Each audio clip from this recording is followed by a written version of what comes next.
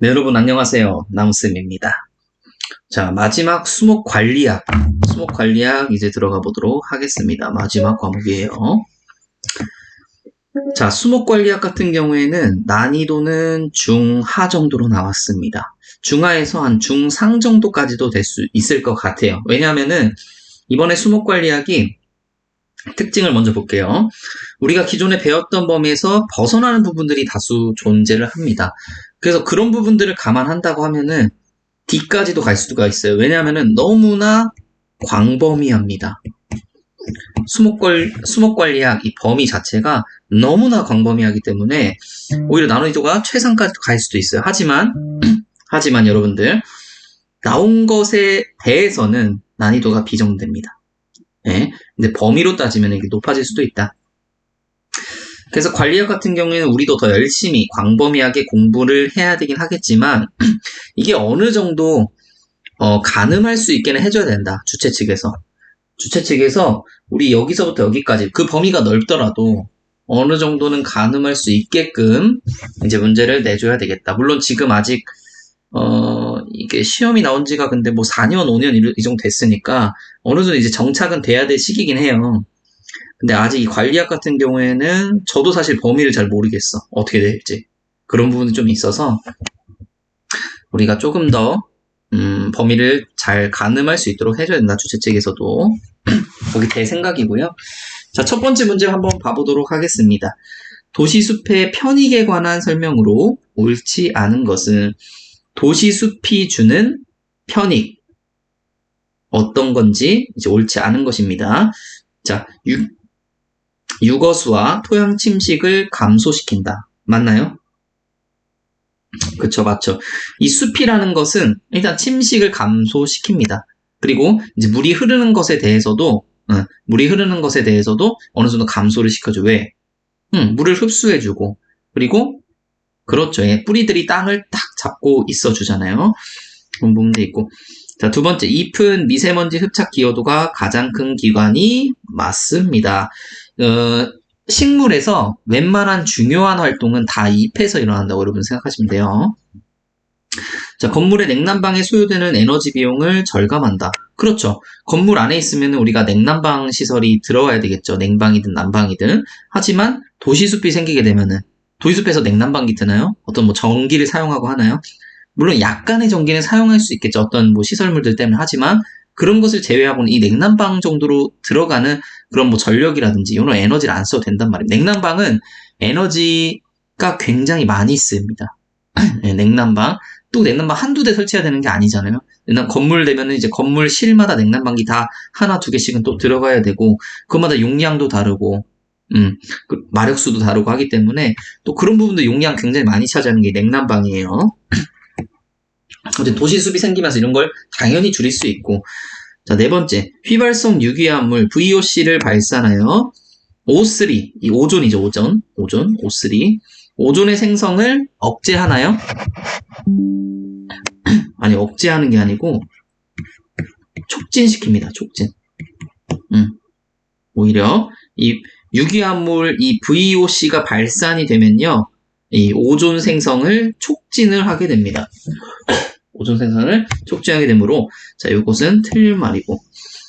그리고 SO2, 그 다음에 이거 질소화합물, 그리고 이제 오존 등 대기오염 물질을 흡수 또는 흡착하여 대기의 질을 개선하게 됩니다. 그러니까 여러분 이렇게 생각하시면 돼요. 좋은 말들은 답이고, 안 좋은 말은 그죠. 좋은 말은 답이 아니고 안 좋은 말 하나만 찾아가지고 답을 쓰시면 됩니다. 자, 수목 이식에 관한 설명 중 옳지 않은 것은 일반적으로 7월과 8월은 적기가 아니다. 자, 이식 언제 가장 하는 게 좋죠? 뿌리가 생장하기 전인 이 초봄이랑, 그리고 그렇죠. 정 만약에 안 된다. 그러면 늦가을, 휴명기인 늦가을이나 초겨울은 잘 하진 않는데 어쨌든 이 늦가을 정도까지, 초봄이나 늦가을에 휴명기 그리고 뿌리가 생장하기 전 우리 이때 이식을 하게 됩니다. 자, 가시나무와 층층나무는 이식 성공률이 낮은 편이다. 자, 이런 거는 여러분들 표를 외워주시면 됩니다. 어쨌든 근데 자, 우리 이식 성공률이 높다, 낮다 판단하실 때 이게 좀 쉽게, 어느 정도 쉽게 판단하실 수 있는 부분이 있어요. 그게 뭐냐면은 우리가 자주 보는 수종들 있죠. 자주 보는 수종. 자주 보는 수종은 뭐예요? 이식이 쉽다는 얘기예요. 자주 보는 수종, 이식이 쉽다. 우리가 자주 보는 거 뭐 있죠? 느티나무 있을 수 있고요. 이팝나무 있을 수 있고, 또 뭐 있어요? 은행나무 있을 수 있고, 버즘나무 있을 수 있고. 자, 요런 애들, 이식이 쉽다는 얘기예요. 이식이 쉬우니까 우리가 많이 볼 수 있는 겁니다. 만약 이식이 어렵다. 이식이 어려우면은 이 공사업체에서도 얼마나 부담이 크겠어요. 가로수로 막 심어야 되는데, 얘네 하자보수도 봐야 되잖아요. 그쵸? 근데 이식이 어려운 애들 하게 되면은 나중에 죽게 되면은 자기들이 다 하자보수 봐야 되는데 그거 심겠습니까? 그렇지 않아요. 최대한 효율성 있는 애들을 합니다. 효율성 빨리 자라고 이식이 쉽고 그러면서도 미관을 어느 정도 챙길 수 있는 애들 그런 애들을 심게 되는데 자 요것에 약간 예외가 뭐냐면은 이 소나무예요. 소나무. 소나무 같은 경우 우리 굉장히 많이 볼 수 있죠. 어딜 가든 많이 볼 수 있어요. 근데 소나무를 많이 볼 수 있는 이유는 소나무가 많기 때문에 그래요. 우리나라 소나무가 많기 때문에. 근데 소나무는 이식이 쉬운 소종은 아닙니다. 지금 이식 기술이 발달해서 이 소나무 같은 경우에는 굉장히 잘 이식을 해서 그런 거지 사실 소나무는 이식은 어려운 소종이에요. 특이점 그렇게 보시면 되시고 자, 세 번째 대형 수목 이식 시 근분의 높이는 줄기의 직경에 따라 결정하게 됩니다. 자, 이게 좀 애매한 부분인데 자, 줄기의 직경에 따라 결정하게 된다. 어떻게 보면 맞는 얘기일 수도 있어. 좀 광범위하게 보면 맞는 얘기인데 요거를 지금 근원 직경이라고 바꿔야 돼서 아마 이 3번이 틀린 답이 된 것 같아요. 3번이 좀 틀린 답이 된 것 같습니다. 사실 저도 이 문제를 좀 헷갈렸어요. 3번이라고 해놓긴 했는데 줄기 직경도 맞는데 근원 직경이라고 해서 안 해서 그런가? 이런 생각이 들더라고요. 어쨌든 이 근원 직경이라고 해서 낸 것 같습니다. 우리 근분할 때는 근원 직경 재긴 하잖아요. 네. 근데 이 근원 직경이 있는 그 줄기도 어쨌든 줄기이기 때문에 이게 말이 좀 애매한 부분이 있었죠. 근원 직경이 아주 작은 화렵수는 이 nak은 상태 분을 뜨지 않고 그냥 그 뿌리채로 해서 흙만 조금 털어가지고 이렇게 넣는 거. 자, 5번. 교목은 한 개의 수간에 귤꺽지가 적절한 간격으로 균형 있게 발달한 것을 선정을 해야겠죠. 그렇죠. 그래야지 나중에 이쁘게 자란 걸 볼 수 있겠죠. 자, 수목의 위험성을 저감하기 위한 처리 방법으로 옳지 않은 것은 자, 나무에 죽었거나 매달려 있는 가지가 있다. 그럼 어떻게 해야 돼요? 당연히 전정을 실시하면 되겠죠? 죽은 가지는 하등 도움이 되지 않습니다. 그 부우된 게 점점 더 넓혀지기 때문에 그 부우된 거를 더 이렇게 막 감염시킬 수도 있고요. 그러니까 부우 범위를 더 넓혀버릴 수도 있고, 그리고 부우된 곳에 사는 균들도 굉장히 많습니다. 그 균들을 또 데리고 오는 그런 역할도 할 수 있고, 그리고 가지가 떨어져서 사람이 다칠 수도 있고, 사실 이게 가장 큰 문제죠. 가지가 떨어져서 사람이 다칠 수도 있고, 그렇기 때문에 이 수관이라고 하면 우리가 이게 수간, 이게 수관이죠. 이 수관을 청소하는 전정을 실시하고 두 번째 매몰된 수피로 인한 약한 가지 부착, 줄당김이나 쇠조임을 실시합니다. 자, 줄당김, 쇠조임 뭐였죠? 요게 쇠조임이었고 줄당김은 이렇게 줄 당겨가지고 이렇게 지지해주는 그런 거였죠. 네, 쇠조임은 이렇게 박아버리는 거예요. 이렇게 쇠를 실제로 박아서 고정을 시키는 그런 방법인데 자, 가지가 좀 약하게 부착되어 있는 경우는 그런 줄당기나 쇠조임을 많이 실시합니다. 자, 세 번째 볼게요. 부우된 가지가 있습니다. 부우됐다는 건 뭐죠? 부우됐다는 거, 썩었다는 거예요. 썩었다는 거. 부우됐다는 것은 썩었다는 거, 죽어있다는 겁니다. 죽어서 부우균들이 잠식하고 있는 그런 가지를 말하는데 보통 이하의 부우는 길이를 축소하고 심하면 쇠조임을 실시한다. 이거 맞나요? 자, 여러분도 한번 생각을 해봅시다. 자, 이렇게 있고, 가지가 이렇게 있었어요. 근데 이 가지가 한 요 정도까지 부우가 됐어. 살아있는 부위가 여기밖에 없어요. 여기밖에 없습니다. 자, 이때 쇠조임 이렇게 하나요? 쇠조임? 쇠조임 하면 안 돼요. 쇠조임 하다가 다 끊겨서 어차피 죽어요. 부러지고, 쇠조임 한다 한들 소용이 없습니다. 나무는 이렇게 한 번 죽은 부위는 소생시킬 수가 없어요. 그래서 세조임을 실시하는 게 아니고 가장 좋은 방법은 여기를 잘라내는 거죠. 부가 심하면은 잘라내는 게 가장 좋은 방법입니다. 그렇기 때문에 3번이 답입니다. 자, 부된 수간. 만약 여기가 수간이 부가 됐다.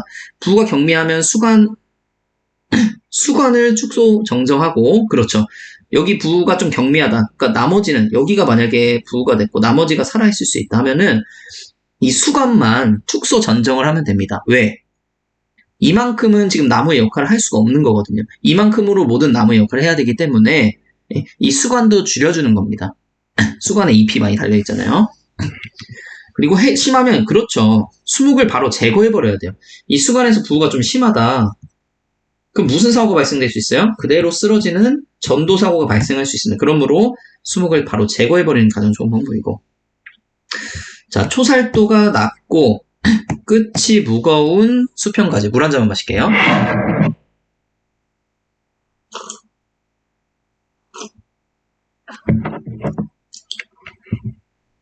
자, 초살도가 낮고 끝이 무거운 수평가지가 뭔 말이냐면은 초살도가 뭔 말인 줄 아시죠?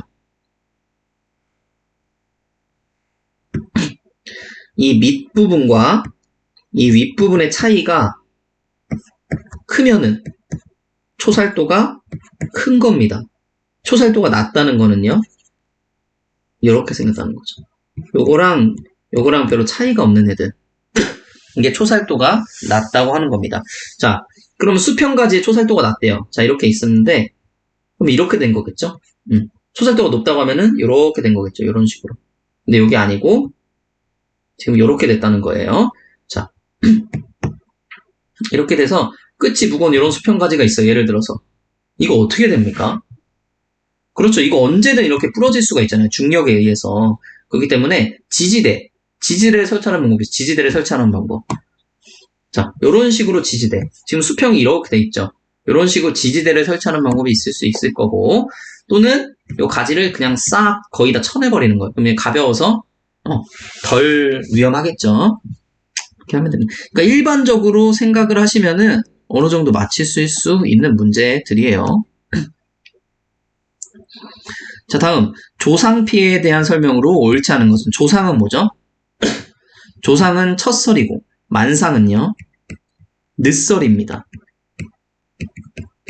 자, 그래서 제가 예전에도 말씀드렸는데 이걸 헷갈려 하시는 분들이 있어요. 만상이 늦설이기 때문에 늦다? 뭔가 가을, 겨울? 왜냐면 가을, 겨울이 봄, 여름보다는 약간 늦은 느낌이잖아요. 그래서 만상을 가을, 겨울에 이룬다고 생각하시는 분들이 있는데 아닙니다. 우리 설이는 언제 가장 처음에 발생을 하죠? 가을에 처음 발생을 하죠. 그렇기 때문에 가을에 처음 발생하는 이 첫설에 의해서 발생되는 조상이 가을에 발생하는 거고, 만상은 그쵸, 초봄에 발생하는 게 이제 만상입니다. 봄에 발생하는 게 만상이에요. 한번 읽어보겠습니다. 옳지 않은 겁니다. 벌채 시기에 따라 화렵수의 맹아지가 종종 피해를 입는다. 그쵸? 화렵수의 맹아지 종종 피해를 입습니다. 이거 당연한 얘기입니다. 자, 두 번째, 생장 휴지기에 들어가기 전 내리는 설에 의한 피해입니다. 맞나요? 아, 맞죠. 그렇죠. 맞죠. 생장 휴지기. 이 휴명기에 들어가는 게 가을, 겨울이잖아요. 가을, 겨울에 휴명기에 들어가야 돼. 휴명기에 이제 들어가기 전에 그때 내리는 설이에요. 이른 설이에 의해서 이제 발생하는 그게 이제 조상이고요. 남부지방 원산의 수종을 북쪽으로 옮겼을 경우 피해를 입기가 쉽다. 맞나요? 자, 남부지방 원산의 수종입니다. 남부지방은 어떻죠? 따뜻하죠. 자, 북쪽은요? 춥습니다. 그러면은 누가 더 서리가 빨리 오겠어요? 자, 이렇게 북쪽, 여기가 남쪽입니다. 서리가 얘가 더 빨리 옵니다. 얘는 더 늦게 와요. 자, 그러면은 남부지방에 살던 애들은 서리가 항상 늦게 왔어요. 예를 들어서 얘는 12월에 서리가 왔고요. 얘는 11월에 서리가 왔다고 봐요. 얘는 12월까지는 사실 자기가 문제가 없어. 12월까지는 이 서리에 대한 어떤 준비를 안 하고 있어도 돼. 얘는 항상 12월에 왔으니까 11월 정도부터 준비하면 돼요. 그쵸? 근데 얘를 이쪽에 심었어요. 언제? 11월에 만약에 심었어요. 그럼 얘도 이제 슬슬 서리 준비해야겠네 싶었는데 갑자기 11월에 서리가 막 내리는 거야. 준비하기도 전에. 그때 피해를 입기가 쉬울까요? 그쵸. 당연히 쉽죠. 자, 3번까지 다 맞는 내용이고. 자, 4번 볼게요. 찬 공기가 지상 1m, 3m 높이에서 정체되는 분지에서 가끔 피해가 나타난다. 그렇죠. 이게 겨울이 되면은 따뜻한 공기는 위로 올라가요. 왜 올라가죠? 분자의 거리가 멀어지기 때문에. 찬 공기는 분자의 거리가 가깝잖아요. 그쵸? 뭐가 더 단위 면적당 누가 더 가볍겠어요? 이 따뜻한 게 더 가볍겠죠. 그렇기 때문에 따뜻한 공기가 위로 올라가고 차가운 공기는 밑으로 내려가게 되는 겁니다. 그래서 이게 한 1m에서 3m 정도. 여기서 이제 정체가 된다는 거예요. 찬 공기가 이제 정체가 된다는 겁니다. 그래서 거기서 피해 나타나는 거 맞고. 자, 자마로부터 곧 새순이 나오기 때문에 수목에 치명적인 피해는 주지 않는다. 이거는 아니죠. 네, 이거는 이게 어느 정도 맞추라고 내신 문제 같습니다. 자마 같은 경우에는 자, 우리가 예를 들어서 나무가 이렇게 있었어요. 나무가 있었고 가지가 이렇게 있었어. 근데 자마가 여기 숨어 있었던 거예요. 그래서 가지를 이렇게 싹 베어내서 이게 죽어가지고 그랬더니 자마에서 가지가 또 이렇게 나오네. 가지가 나오네. 그쵸? 근데 첫설이랑 이 가지 나오는 거랑 사실 관계가 없습니다. 네. 그러니까 지금 이 문장은 약간 이런 식이에요. 나무가 이렇게 있었어요. 나무가 있었는데, 자, 여기가 피해를 입었어. 여기가 피해를 입었어요. 한번 피해를 입었는데, 어차피 여기서 새살 돋아나. 여기서 어차피 새 가지가 나타나. 그러니까 수목에 피해 없어. 약간 요 말이거든요. 말도 안 되죠. 말도 안 되죠. 자, 그렇기 때문에 5번이 정답입니다. 자, 다음은 바람 피해에 관한 설명으로 옳은 것은 자, 청근성 수종인 가문비나무와 소나무가 바람에 약하다. 얘네가 청근성 수종인가요? 아니죠. 심근성 수종입니다. 수목의 초살도가 높을수록 초살 높다는 거 이렇게 생겼다는 거죠. 이렇게 생긴 애랑 이렇게 낮은 거. 높을수록 바람에 대한 저항성이 낮다. 자, 얘가 높을 것 같아요? 얘가 높을 것 같아요? 바람에 대한 저항성. 얘가 당연히 높겠죠. 딱 잡고 있어주잖아요. 그러니까 아니고. 자, 3번 볼게요. 폭풍에 의한 수목의 도복은 사질 토양보다 점질 토양에서 발생하기 쉽다. 자, 이거는 맞는 얘기인가요? 폭풍에 의한 수목의 도복은 사질 토양보다 점질 토양에서 발생하기 쉽다. 자, 요것도 틀린 얘기입니다. 틀린 얘기예요. 자, 사질 토양 같은 경우에는 자, 이렇게 좀 제가 과장해서 그려볼게요. 여기 이렇게 있으면은 뿌리 같은 경우가 자, 이렇게 있다고요.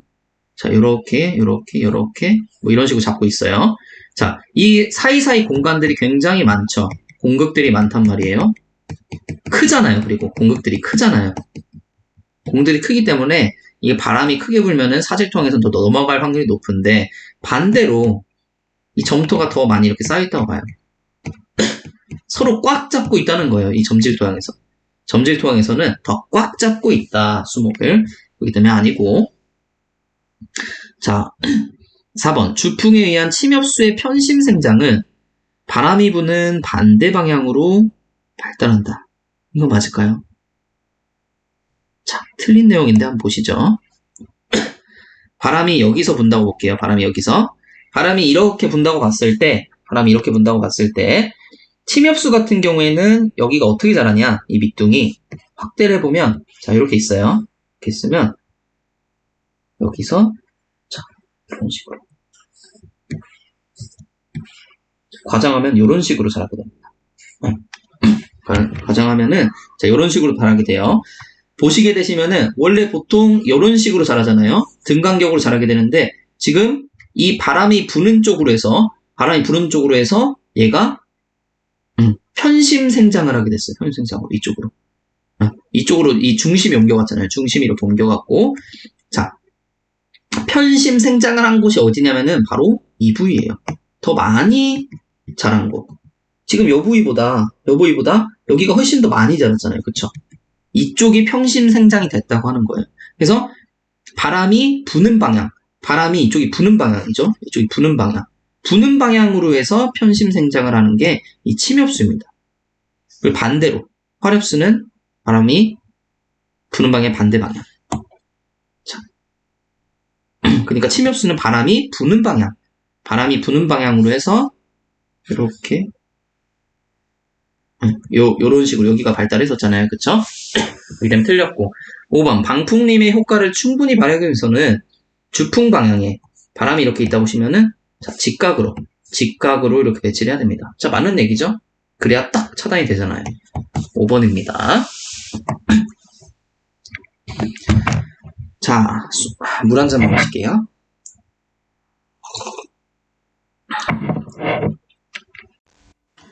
자, 다음 보시면은 이 수종별 내화성에 관한 설명으로 옳지 않은 것입니다.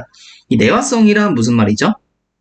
식물이 불, 뭐 산불이라든지 화재 이런 거 있잖아요. 그쵸? 불에 잘 견디는 성질, 내화성입니다. 내화성이 크면은 불에 더 잘 견디고 내화성이 작으면 불에 못 견디고. 자, 이거인데 이 수종별 내화성 같은 경우에는 제가 한번 정리를 좀 해봤어요. 아주 간단하게 정해봤는데 자, 우리가 대략적으로 내화성이 강하다, 약하다를 구별할 수가 있거든요. 뭘로 구별할 수 있냐면 두 번째 제가 잘못했네요. 두 번째 요겁니다. 자, 첫 번째는 이 음수 있죠, 음수. 음수가 뭐였죠? 음수가 햇빛에 더 잘 견디는 애. 햇빛이 적어도 더 잘 견디는 애가 음수고, 햇빛이 적으면 살 수 없는 애, 햇빛이 많아야지만 살 수 있는 애, 양수입니다. 이 음수가요, 음수가 있는 환경 자체를 생각을 해보세요. 음수가 있는 환경 자체를 생각해 보시면은 수분이 많아요. 음수가 있는 환경은. 우리 약간 그 밀림의 숲 같은 데 보면 거의 다 음지죠, 음지. 거기 사는 음수들, 거기 뭔가 수분이 좀 많을 것 같은 그런 느낌이 들잖아요. 실제로 수분이 많습니다. 그렇기 때문에 불에 어때요? 불에 강하고, 양수는 불에 약합니다. 음수에 비해서. 자, 다음 이 상록수랑 낙엽수인데 이거를 이렇게 보셔야 돼요. 침엽수랑 화렵수. 그쵸? 침엽수에 뭐가 있냐면 이 수지라는 게 있어요. 수지가 있어서 이놈이 타버립니다. 수지가 땔감이 돼버려요. 땔감이. 네, 수지가 불을 더 활활 타오르게 하는 이 기름 같은 역할을 하기 때문에 침엽수가 더 불에 약합니다. 불에 더 잘 타고 그 다음 화렵수고. 하지만 이 상록수 중에서도 녹나무, 구실밤나무, 유칼리 등은 불에 약하다. 자, 요 세 가지는 여러분들 외워두셔야겠죠. 그리고 이 상록수 중에서 이 아웨나무, 불에 또 강한 녀석들이 있어요. 이 불에 강한 녀석, 아웨나무는 불에 강합니다. 얘네는 불에 더 약하고, 안 그래 그러니까 상록수가 약한데 얘네는 더 약하고, 이 아웨나무 같은 경우에는 상록수지만 불에 강한데 생엽이 결코 불꽃을 피우면 타지 않는다고 하네요. 원래 불이 확 나야지만 불이 옮겨 붙고 하는데 이 아웨나무 같은 경우에는 그렇지 않다고 합니다. 자, 여기까지.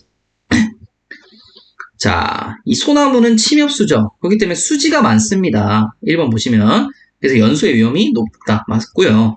가무비나무는 뭐랬죠? 음수죠, 음수. 음수기 때문에 그 환경 자체가 이미 수분을 많이 포함하고 있기 때문에 산불 위험도가 낮고, 자, 아까 제가 여기서 말씀드렸죠. 녹나무, 구실자노, 유칼리 등은 불에 약하다. 자, 녹나무, 불에 약합니다. 그리고 생엽이 결코 불꽃 피우면 타지 않는 거 뭐였죠? 아웨나무죠, 아웨나무. 아웨나무는 상록수지만, 상록수지만, 상록수가 조금 더 약한데, 화렵수보다는. 하지만, 이 아웨나무는 불에 강하다. 자, 그러면 3번이 답이네요. 4번, 은행나무는 생가지가 수분을 많이 하면고 있어 잘 타지 않는다.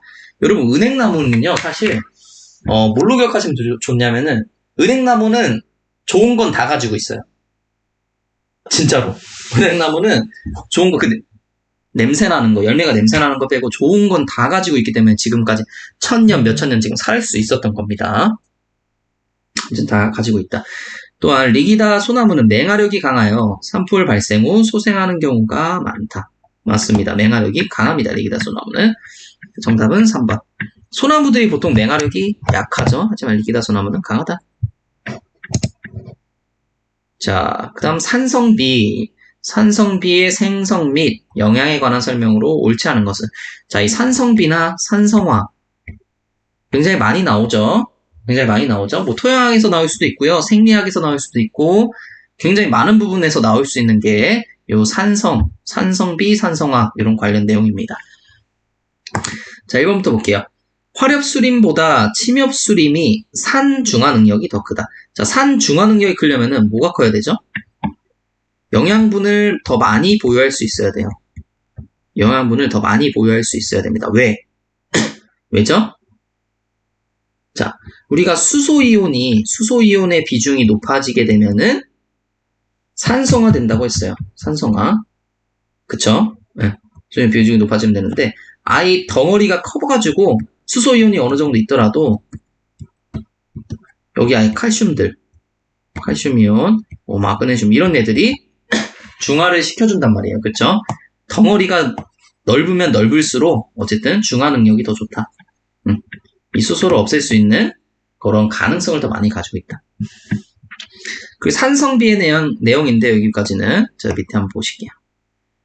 첫 번째 산성비 같은 경우는 뭐냐면은 pH가 5.6 이하로 떨어지는 비를 말합니다. 5.6. 자, 이 숫자 잘 기억하시고요. 주된 원인 물질, 이거 매우 중요합니다. 황산화물과 질소산화물입니다. 이거는 무조건 외우시고 가셔야 돼요. 황산화물, 질소산화물. 다시 한번.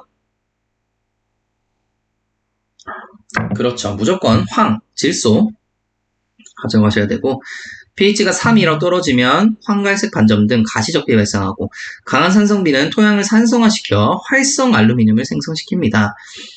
산성비가 이 표면의 염과 반응하여 산도가 중화되기도 한다. 그렇죠. 그래서 황산화물, 질소산화물, 원인물질 맞죠? 자, 이것도 맞는 얘기였고, 자, 활성 알루미늄으로 인해 인산 결핍을 초래한다. 자, 산성 환경에서는 이 인산이 어디에 결합돼서 결핍된다고 했어요? 그쵸, 철이랑 알루미늄이라고 여기 있었잖아요. 철이랑 알루미늄에 달라붙어서 결핍을 초래하게 된다.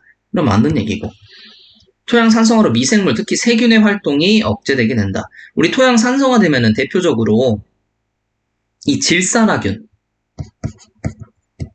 NH4, 암모늄에서 이 질산화, 그쵸? 질산화 질소, 자, 질산태 질소, 자, 요렇게 해야지 식물이 잘 흡수를 하는데, 여기서 요렇게 암모늄에서 이 질산으로 만들어주게 되는 요 과정에 질산화균이 작용하는데, 질산화균이 토양이 산성화가 되면은 활동이 억제가 되고 잘 살지 못하는 그런 역할이 있어서 이렇게 되지 못한다. 그래서 이것뿐만 아니고 많은 미생물들이 산성화에 있으면은 생존을 하지 못해요. 그 이유가 왜 그럴까요? 자, 계속 나오지만 이 수소이온만 가지고 있어서 그래요. 수소이온만. 여러 가지 영양분들이 있어야지 이 토양이 비옥하고 이것들을 먹으면서 미생물이 살아갈 텐데, 자, 이거 수소밖에 없는데 수소 먹으면서 어떻게 살아갑니까? 수소만 먹으면서. 근데 맞는 얘기죠. 자, 그 다음에, 자, 이 표면의 왁스층을, 죄송합니다. 이게 틀린 거네요. 1번. 이것도 맞는 얘기 같은데, 자, 1번이 틀린 얘기죠. 그러니까, 화렵수림이 영양분을 더 많이 보유하고 있기 때문에, 그쵸? 그래서, 이거는, 침엽수림이 작다. 어쨌든 5번 보시죠. 이 표면의 왁스층을 심하게 부식시켜 내수성을 상실한다. 자, 여러분들 보시면은 잎에 식물잎 있잖아요. 식물잎이 이렇게 있어요. 죄송해요. 잎을 맨날 이렇게 그려서 죄송합니다. 이 잎에 물이 딱 떨어지잖아요. 슝 해서 물방울이 이렇게 있잖아요. 이게 어떻게 되죠? 이게 좀 쌓이게 되면은 이파리가 이렇게 휘면서 물이 이렇게 떨어지잖아요. 그쵸? 물이 떨어진다는 얘기는 얘네가 물을 흡수하지 못한다는 얘기입니다. 자, 이렇게 얇게 뭐가 있냐면은 큐티클층이 있어요. 큐티클층을 왁스층이라고도 합니다. 어쨌든 이 물과 친하지 않은 층이 있어요. 이 소수성을 가지고 있는 층이 있습니다. 그래서 물을 흡수를 안 시켜 물을 이렇게 떨어뜨리는 이 왁스층이 있음으로 인해서 우리가 이 잎이 이 표면이 보호를 받는 건데, 이 산성비가 내리게 되면요. 산성비가 내리면은 이 왁스층을 부식을 시킵니다. 부식시켜서, 자, 이 표면이 이렇게 있다고 볼게요. 이 표면이 이렇게 있었어요. 원래는 물방울이 이런 식으로. 왜냐면 여기 지금 안 친하게 소수성의 물질이니까 이렇게 돼야 되는데, 이게 부식이 되면요, 이런 식으로 되네요. 이렇게. 이렇게 왁스층이 이 정도로 많이 부식이 돼서 없어졌다는 거죠. 어느 정도는 남아있지만. 그렇기 때문에 잎의 표면에 또 피해를 줄 수가 있다. 자, 그렇기 때문에 어쨌든 정답은 1번입니다. 뭔가 여기 관리하고 문제가 좀 많은 것 같은 그런 느낌이 드네요. 자, 어쨌든 두 번째 보시면 천연 식물보호제가 아닌 것은, 천연 식물보호제는요, 여러분들 이 법으로 정한 정의가 있습니다. 그래서 우리가 그거를 보고 가야 돼요. 근데 어렵죠? 굉장히 어렵죠? 잠시만요. 여러분 잠시만요. 배터리가 부족해서 배터리 이거 좀 꽂고 올게요. 이게 제가 노트북으로 하다 보니까, 컴퓨터로 안 하고 노트북으로 하다 보니까 종종 이런 일이 발생을 합니다. 자, 배터리 다시 꽂았고요. 밝아졌죠? 자, 보시게 되시면 이 천연식물보호제는 법적으로 정한 정의가 있습니다. 그걸 우리가 한번 봐야 돼요. 천연식물보호제란 진균, 세균, 바이러스 또는 원생동물 등 살아있는 미생물을 유효성분으로 하여 제조한 농약. 살아있는 미생물을 유효성분으로 하여 제조한 농약. 우리 대표적으로 뭐가 있었죠? 비티균이라고 있었습니다. 이 나방류, 나비류의 유충을 잡아먹는, 그렇죠. 비티균이 있었고, 두 번째, 자연계에서 생성된 유기화합물 또는 무기화합물을 유효성분으로 하여 제조한 농약을 말합니다. 자, 그래서 제가 여기 이렇게 가져와 봤어요. 가져와 봤는데, 사실 이 문제 굉장히 어려운 문제였어요. 네, 맞추기 굉장히 힘든 문제였어요. 감으로 찍을 수밖에 없는 문제. 대부분의 분들은, 대부분이 아니고 제가 봤을 때 거의 95% 이상의 분들은 감으로 찍었어야 되는 그런 문제, 어려운 문제였으니까 여러분들 걱정하지 마세요. 이거 몰랐다고 해서. 이 부분도 나왔다. 그렇기 때문에 우리가 조금 더 광범위하게 봐야 되겠구나. 그것만 느끼시면 됩니다. 자, 첫 번째, 이 비펜트린이라는 이 트린 들어가는 녀석들이, 트린 들어가면 뭐라고 했었죠? 그렇죠. 합성 피레스로이드계였죠. 사실 이 피레스로이드계는 프레스린이라고 해가지고 이 천연으로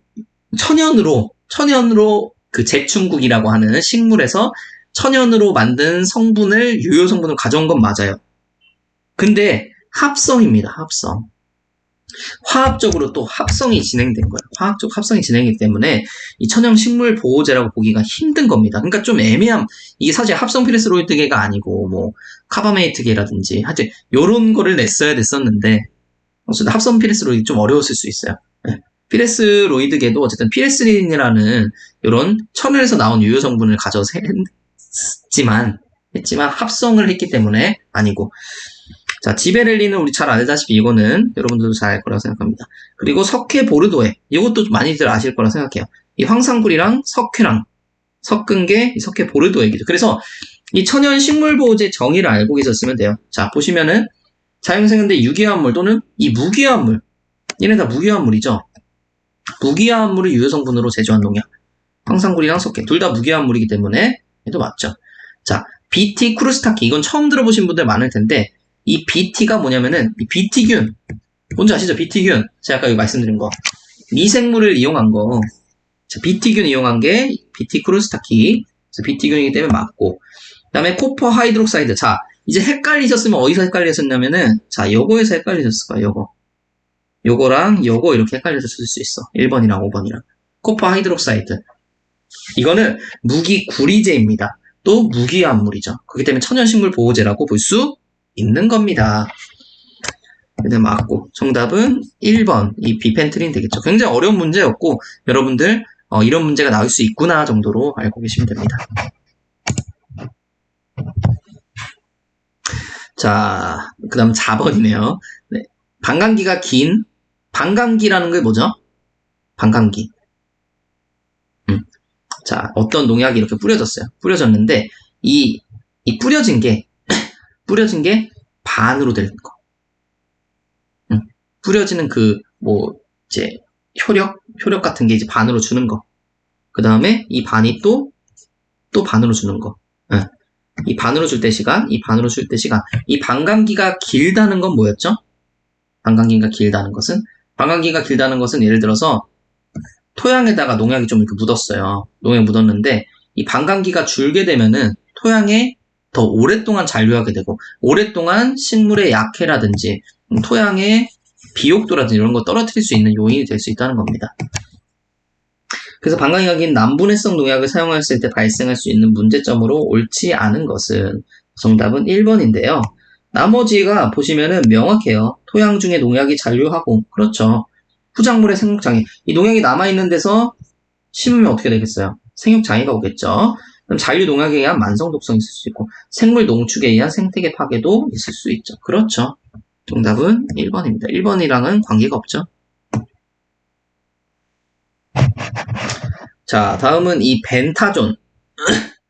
잔디용 제초제. 이것도 굉장히 어려운 문제였습니다. 잔디용 제초제 벤타존이 벽과와 사촉과 식물 사이에 보이는 선택성은 어떠한 차이에 의한 것인가? 자, 이거 보자마자 정말 많으신 분들이 멘붕 오실 거예요. 멘붕 오실 거예요. 왜냐하면 우리가 이 선택성 제초제 그리고 비선택성 제초제, 이 선택성 제초제 보통 어디다 뿌리죠? 잔디에다가 많이 뿌리고, 그리고 비선택성 제초제는요. 우리가 보도블럭, 예를 들어서 보도블럭이나 잡초들 잡을 때 걔네는 뭐가 됐든 상관없이 다 죽여야 되잖아요. 그래서 비선택성을 쓰는 거고, 그 다음에 잔디밭에는 잔디를 제외한 다른 녀석들은 다 죽여도 되잖아요.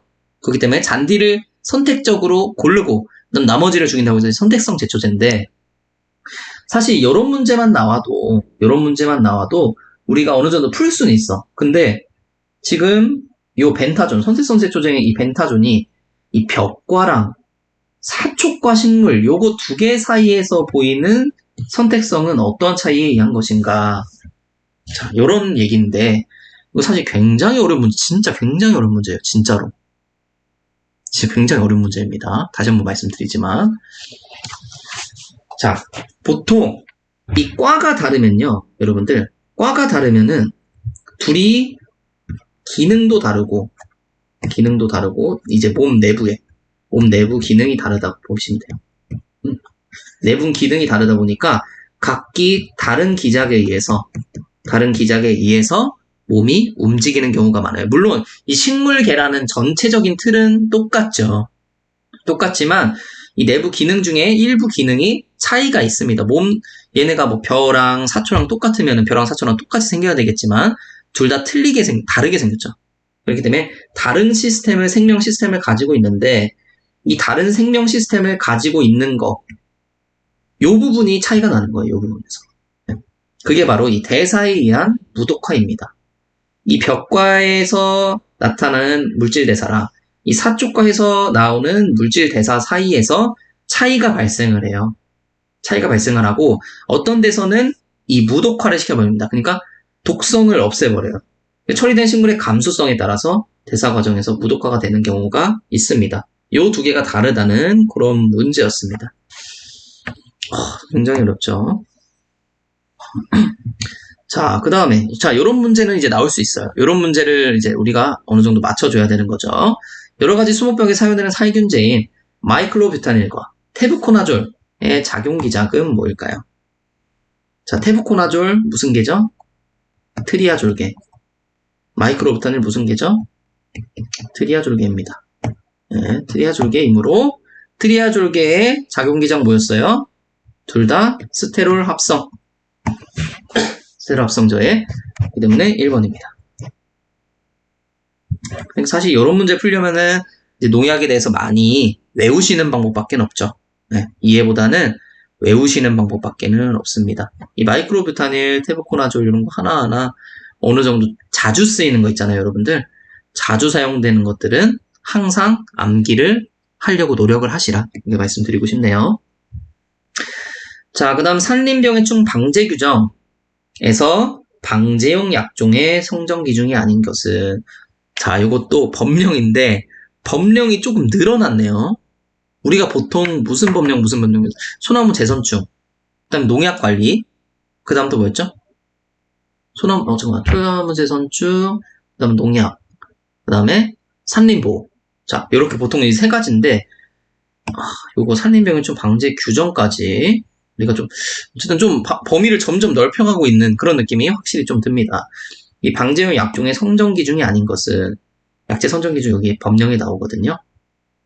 방지 효과 뛰어나야 되고 인목에 대한 약해가 적어야 되고 사람 또는 동물의 독성이 적어야 되고 경제성 높아야 되고 사용성 간편해야 되고 대량 구입 가능해야 되고 항공 방제의 경우 전착제가 포함되지 않아야 되고 자 요거 보시면 여러분들 근데 요거까지는 여러분들 아실 수 있었을 거예요. 경제성 당연히 높아야 되겠죠. 사용이 간편해야 되겠죠, 당연히. 대량 구입 가능해야 되겠죠. 이거는 당연히 아실 수 있었을 텐데, 자, 요거 두 개가 조금 약간 애매할 수 있었어요. 근데 요거까지도 아실 분들이 있을 수도 있습니다. 그래서 5번을 찍으신 분들 계실 수 있어요. 항공방제 같은 경우에는 이 전착제가 포함이 되면 안 됩니다.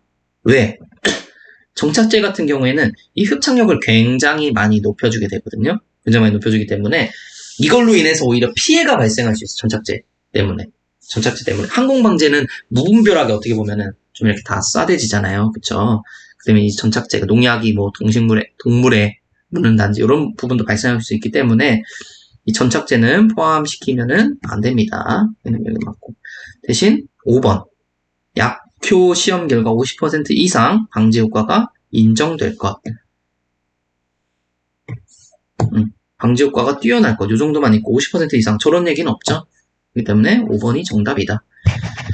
자, 사실 제가 이 수목 관리학 있잖아요. 수목 관리학 같은 경우에는 항상 이 느끼는 거지만 참 애매한 과목이다. 이렇게 느껴질 때가 많아요. 이게 실무적인 내용을 내는 것도 그렇고 왜냐하면은 예전에도 말씀드리긴 했었지만 이 실무에서는 다양한 사람들이 다양한 방법을 가지고 실무를 이행을 합니다. 그리고 실제로 그렇게 해서 식물이 산 경우도 굉장히 많아요. 잘 관리되어 있는 경우도 굉장히 많습니다. 굉장히 많아요. 그렇게 되면 뭐가 옳고 뭐가 나쁘다 이렇게 말하기가 좀 애매하단 말이에요. 실무적으로 하기에는. 근데 실제로는 또 맞고 근데 이론상으로 보면 또 틀린 거야. 이런 부분이 굉장히 많아요. 그렇기 때문에 여기서 또 이론상으로 냈다가 실제로 또 아니다. 실제로 그렇게 관리 안 하는 경우가 더 많다. 이런 내용이 더 많이 나올 수 있기 때문에 사실 이 관리학 과목 자체가 되게 애매했는데 그럼에도 불구하고 처음에 몇 문제가 나왔었죠? 40문제나 나왔었어요. 그래서 사실 저도 이거는 아니라고 생각을 하고 있었습니다. 이렇게 애매한 과목에서 40문제나 낼 게 있나? 사실 요 생각이 들었죠. 그래서 25문제로 준 것 같긴 해요. 25문제 그래서 준 것 같긴 한데 그래도 좀 애매합니다. 이 수목 관리학이라는 과목 자체가 굉장히 애매하기 때문에 우리는 이제 어떻게 준비를 해야 될지 사실 저도 이거 굉장히 좀 고민인 부분이에요. 이 관리학 같은 경우에. 그래서 이후에 개정판을 낼 때 한 몇 달 동안은 이 관리학에만 좀 매달려서 관리학을 통째로 한번 바꿔보려고 합니다. 지금까지 나왔던 거를 토대로 해서 관리학을 최대한 좀 효율적으로 이 과목 교재에 넣어야지 그게 아니게 되면은 이게 또 너무 광범위해지기 때문에 너무 광범위되게 되면 이 수목 관리학 때문에 시간 다 버립니다. 나머지 과목 공부를 못할 정도가 돼버리실 거예요. 어떻게 이 시험에 맞게 더 효율적으로 이 관리학을 여러분들께 강의할 수 있을지 선보일 수 있을지 이게 제가 항상 하는 고민이기 때문에 좀 기대 많이 해주시고 이게 그 지금 시험 문제를 해설을 하면서도 이 관리학 같은 경우에는 좀 어렵네요, 솔직히. 네.